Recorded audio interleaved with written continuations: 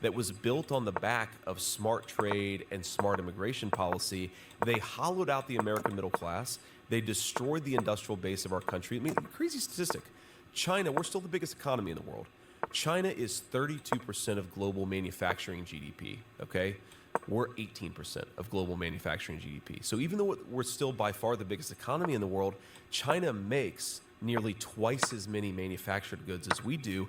That is the engine of real economic prosperity, is manufacturing. These guys want us to fight wars like it's 1954. It's not 1954, and thanks in large part to them. How do you change that? How do you shift that? That's very difficult, right? Because you Tough, man, yeah. You have a lot of unelected people. We have 19 intelligence agencies, I think.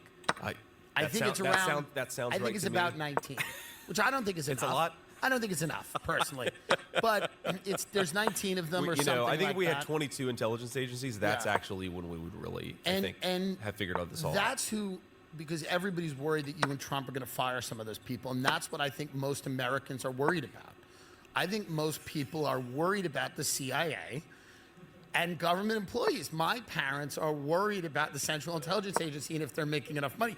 This is what my grandmother worries about. What do you say to people that are worried about people at the NSA?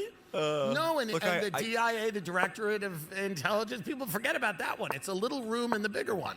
Look, I want to speak from the heart here to my fellow Americans who are really worried that a CIA bureaucrat making $190,000 a year might have to find a job in the private sector. I recognize that is the biggest crisis facing my fellow Americans. Yes. Not that they can't afford groceries and housing, of course, right? So people can eat less. Honestly. So that Homeland Security can be a little bigger. Yeah, so that Homeland Security I like knowing that my neighbors are getting spied on. I like it. I like people getting on lists. Well, it's actually really a win-win, right? Yeah. Something I'll say in Kamala Harris's defense is, yes, she's made it harder for Americans to afford housing, but that's been in the service so that the CIA can more easily spy on our fellow Americans, right? So again, this is where now, you're a big sometimes critic there's of trade-offs censorship. and sometimes there's You're wins. a big critic of online censorship. Yeah, Don't you realize it's good for people?